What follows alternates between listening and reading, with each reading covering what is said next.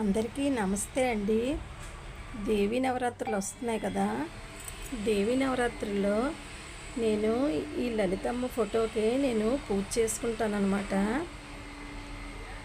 Lalithamma photo Lakshmi, Parvati, Saraswati ముగ్గురు అమ్మవార్లు కూడా ఈ లలితమ్మ దగ్గర ఉన్నారు కదా. అందుకని చెప్పి నేను ఈ ఫోటోకే పూజ చేస్తానండి. ఇగో నా దగ్గర దుర్గమ్మది చిన్న విగ్రహం ఉంది. ఈ దుర్గమ్మ విగ్రహానికి నేను దసరా నవరాత్రుల్లో పూజ చేసుకుంటానన్నమాట.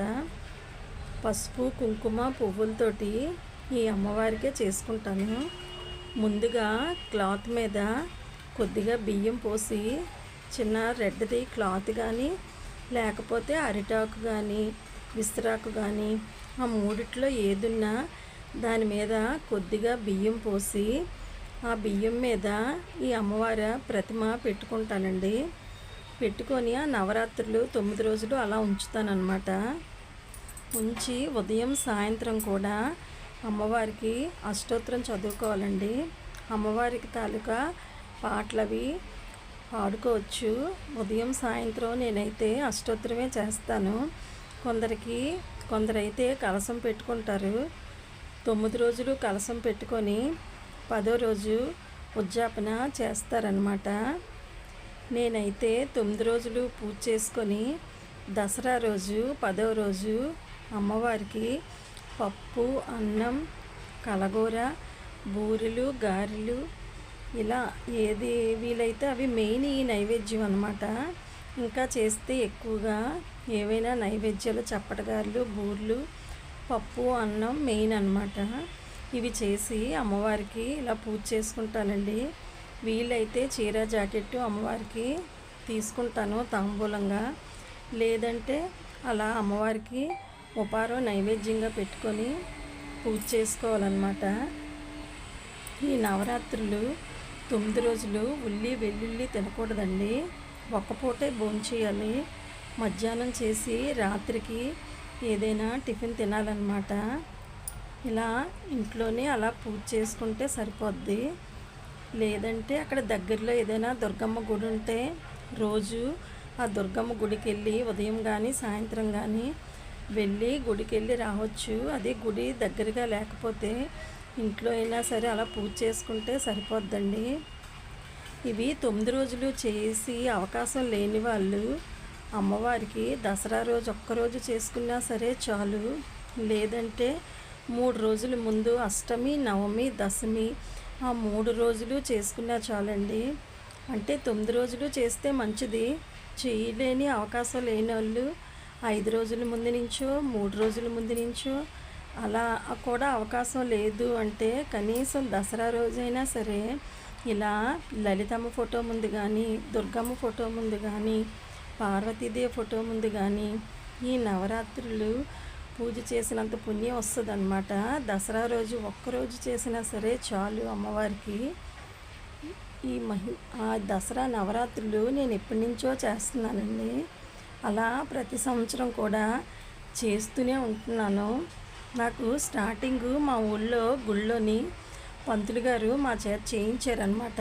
చేతికి కంకణం కట్టి పసుపుతోటి అవి పూజ చేయించడం మొదలుపెట్టారు. ఉదయం సాయంత్రం సహస్రం చదువుతారనమాట గుడిలో.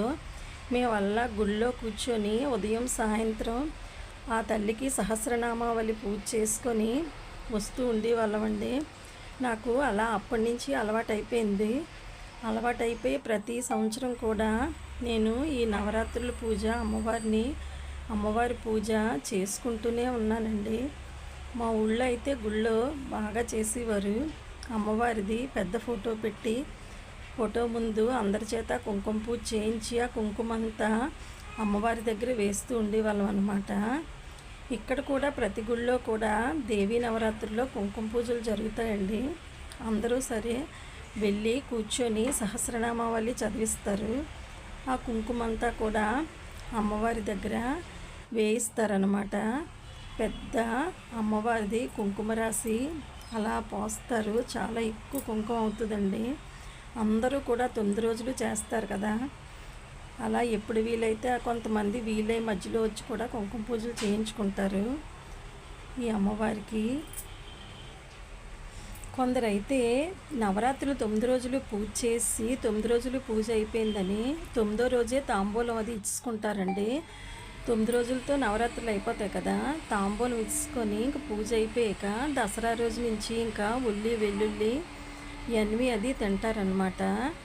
నేనైతే అలా తినండి, దసరా రోజు తినను. 9 రోజులు పూజ చేసి 10వ రోజు కూడా అమ్మవారికి అన్నీ నైవేద్యంగా చేసుకొని ఆ తర్వాత అది అన్నీ కూడా దసరా రోజు కూడా తిన్నానమాట. ఉల్లి వెల్లుల్లి అన్నీ తినకుండా ఉంటానండి. దసరా పూజ అయిపోయిన తర్వాత ప్రతిరోజు వాడిన పువ్వులు అన్నీ కూడా ఒక కవర్లో వేసుకోవాలండి. మనకి ఆ కుంకుమ ఎంత సరిపోద్దో బొట్టుకి ఉంచుకొని మిగతా కుంకుమ ప్రతిరోజు వాడిన పువ్వులు అన్నీ కూడా దగ్గరలో ఉన్న ఏదైనా చెరువు కానీ ఏదైనా ఉంటే అందులో కలిపేసుకోవాలండి. చెరువు అది అందుబాటులో లేకపోతే పెద్దగా ఉన్న మొక్కలు ఎవరు తొక్కలేని చోట మొక్క మొదటిని వేసినా సరిపోద్ది అన్నమాట. ఇలా పూజ చేసుకుంటే చాలా మంచిదండి. ప్రతిరోజు పూజ చేసి ముందైతే వినాయకుడిని కంపల్సరిగా ప్రార్థించాలి. ఉదయం సాయంత్రం వినాయకుడిది పూజ చేసిన తర్వాతే దుర్గమ్మ పూజ చేయాలన్నమాట. ఏ పూజకైనా సరే ముందుగా మనం వినాయకుడినే పూజ చేసుకోవాలి. అలాగే ఈ అమ్మవారికి కూడా ప్రతిరోజు వినాయకుడిది అంటే ఏదైనా ఒకటి, లేకపోతే ఓం గణేశాయ నమః, ఓం గం గణపతియే నమః, ఓం లేకపోతే శుక్లాంబరధరం విష్ణుం శశివర్ణం చతుర్భుజం అని ప్రసన్నవదనం ధ్యాయే సర్వ విఘ్నోపశాంతయ అని వినాయకుడిది ఏదైనా అలా అనుకొని అప్పుడు దుర్గమ్మది అష్టోత్తరము లేకపోతే వీలైతే సహస్రము చదువుకుంటే మంచిదండి. ఇలా నవరాత్రులు పూజ చేసుకుంటే మనకి ఇంట్లోని మనకి చాలా ప్రశాంతంగా ఉంటుందండి. మీరు కూడా అందరూ కూడా ఈ పూజ చేసుకొని ఆనందంగా ఉండాలని నేను మనస్ఫూర్తిగా కోరుకుంటున్నానండి. ఆ దుర్గమ్మ ఆ లలితమ్మ ఆశీస్సులు మనందరిపై ఉండాలని నేను మనస్ఫూర్తిగా కోరుకుంటున్నాను. ద్వారబంధానికి కూడా స్టార్టింగ్ రోజే ద్వారబంధానికి పసుపు రాసి బొట్లు పెట్టుకొని పువ్వులతో అలంకరించుకుంటే మంచిదండి. అలా 9 రోజులు కూడా ద్వారబంధం కూడా నీట్గా ఉండేలా చూసుకోవాలి. ద్వారబంధం దగ్గర కూడా వేప కొమ్మతోటి తోరణంలా కట్టుకోవాలి.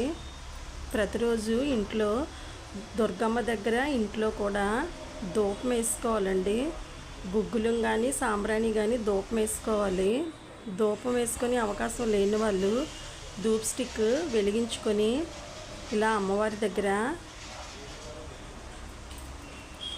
దగ్గర అలాగా చూపిస్తే మంచిదన్నమాట. ఇవన్నీ చేయలేని అవకాశం లేని వాళ్ళు పూజా మందిరంలో ఉన్న లలితమ్మ ఫోటోకి కానీ దుర్గమ్మ ఫోటోకి కానీ ప్రతిరోజు దీపం వెలిగించి అమ్మవారికి అలా దండం పెట్టుకుంటే సరిపోద్ది. ప్రతిరోజు ఇలా దీపం వెలిగించి తలస్నానం చేసి దీపం వెలిగించి ఏదో అరటిపళ్ళు కానీ ఏదో నైవేద్యం పెట్టి ప్రతిరోజు కూడా దుర్గమ్మది పూజ చేసుకుంటే సరిపోద్దండి. ఇవన్నీ నవరాత్రుల్లో పాటించకపోయినా పర్వాలేదు. ప్రతిరోజు తలస్నానం చేసి అమ్మవారికి దీపం పెట్టుకుంటే సరిపోద్ది.